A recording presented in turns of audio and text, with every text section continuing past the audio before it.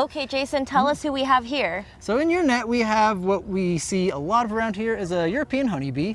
So let's see, where is she? She's right there at the top. All right. So we don't want her to sting us, because if she stings us, then she'll probably not survive stinging us, because honeybees have barbed stingers, and it yanks out their venom sac, which has a little muscle on it that keeps pumping. And so they're, again, designed to hurt mammals. So if you look at this bush here, most of these bees flying around are honeybees, but a lot of these little ones are a type of solitary bee called a leafcutter bee. Which we have right here. Right here. I don't know if we can get a close-up, but... They're tiny and fast, and some species are saucy. Bigger than others. This is a pretty small leafcutter bee. You can see she's got her little jaws open. How cute. Does that mean she's trying to bite you?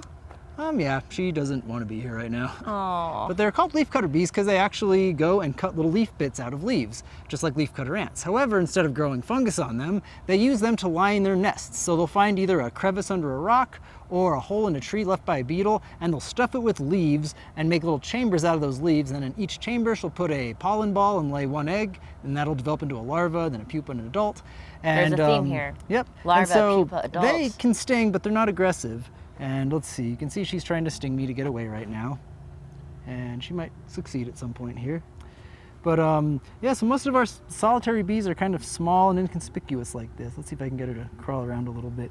She's probably gonna fly around now. It's hard to get good shots of solitary bees because they are small and fast. And so you keep saying solitary bees, and we've learned about social bees, so it seems pretty like on the head, but solitary bees live alone and social bees live in colonies, is that correct? Pretty much, yes. So solitary bees make up the majority of bee species. I'll let this honeybee and out they too. basically live like other insects. A female will find a mate, and then she will take care of her eggs and set them up for success, and won't work together with other females like the social bees. And because of that, they're non-aggressive. They don't have this giant hive full of, you know, hundreds to thousands of larvae to defend. So they're pretty docile natured, and their venom is pretty mild. So, and they do probably most of the pollinating around here, because even though their nests are, you know, it's just a female laying her eggs, there's not giant nests of them, there are so many different types. In fact, here in New Mexico, there's probably about 500 different species of solitary bee, including leafcutter bees, mason bees, digger bees. Whoa, look at that black sweat bee. bees. Is that a bumblebee? Where? Right there. Oh, that's a carpenter bee. Catch it. Ooh, I will catch it. We will play with her. What? Which is actually our largest solitary bee. Like there's stuff crawling all over me. I don't like it. All right. So I can carefully position her so she doesn't sting. What is this? This is a valley carpenter bee. A valley carpenter bee. Oh, I got a honeybee in there too. I'm gonna let And you a out. honeybee. Come on out, come on out. I don't want you to sting me. There you go.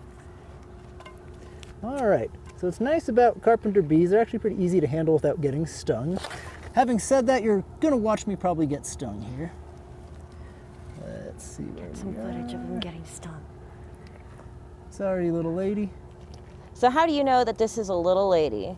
Whoa. All right, there she is. So that is our valley carpenter bee. Whoa. And she's pooping. Pooping. Whoop. And so she's trying to sting right now. Spicy. Ugh. Oh, she is. And she has some big, powerful jaws there. So they can bite you and sting you. Yes, but they almost never will. Again, these are a solitary bee, so these chew big tunnels into usually dead trees. Can I touch her head? Yeah, you can pet her head. Okay, I'm scared. Oh my god. Oh my god, she's so soft and cute though. Oh yeah, they're adorable. So they look scary. They do look scary. If they're by their nest, they will kind of buzz around loudly and seem aggressive, but they will never actually come and sting you unless you pick them up like this. And what's interesting with the species is the males look totally different. They are kind of this ochre yellow color, and they have green eyes. Whoa, and green the males eyes? are quite rare because they're very short-lived, usually a few days to a week, because they're around just long enough to mate with females. And then just like other solitary bees, she will go out, collect pollen, and in her little tunnel network that she chews out with those jaws, she'll make little chambers and put a pollen ball in each chamber, lay an egg on each one, and it's the same life history as any other solitary bee, except she's much bigger. Wow, Yeah. that little mouth is crazy. Oh yeah, so we're gonna let her go. Okay, is she gonna attack us? Nope, she's gonna go off Are you scared. sure? Yep. Okay. Be free, little bee. Oh. Oh, there she goes. So as you can see, they don't want to attack you, even after you know, kind of harass them like that. They just want to get away and carry on with their days. So, long story short, bees are very docile. The bumblebees, as long as you're not getting into their nest, you're not going to get stung. So go out there, find bees. I wouldn't recommend catching them, but you can gently pet them. They'll just Here's fly a little away if they yellow don't want bee. to. So Oh, yeah. cool. So Jason, this is like a great spot for learning about different kinds of bees. So like what are some other kinds of bees that we can see just right here? Well, right now it's mostly honeybees and a few little leafcutter bees, but if you look really closely, I'm sure you'll see a sweat bee of some sort. So they're in the Halictidae family. Almost all of them burrow in the ground to make their nests. Here's a digger bee right here. I just got excited. So digger bees are very fast. See this little light colored bee right here? Yes, on the lavender. Yep. Beautiful. So that's another ground nesting bee. They're actually in the same family as bumblebees and honeybees and Carpenter Bees, Apidae. And they're one of the larger ground nesting solitary bees, although they're, maybe about the size of a honeybee.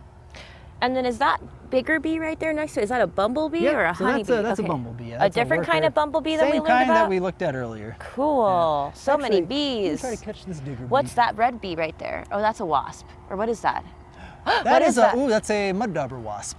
So right here, wasps are also great pollinators. They don't collect pollen, but they visit a lot of flowers, so they spread a lot of pollen.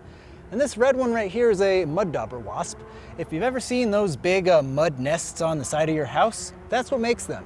And instead of collecting pollen for their young, they collect caterpillars or other insects. Some go for spiders. But if you ever open up one of those mud huts, you'll find a bunch of paralyzed caterpillars and one little wasp larvae feasting on them. And the reason venom evolved in bees, ants, and wasps was primarily to paralyze insect prey so that the young can eat it. If you kill the insect prey, then it will rot and your larva can't eat it. If it's paralyzed, then it's alive the entire time that the larva eats it. So it's kind of gruesome, but that's the way it's got to be. So they're fascinating. I think she disappeared already. Shall we move on to the next spot? Oh yes, let's go on. This is a great spot, but I think we've exhausted it. Let's go see what else we can find.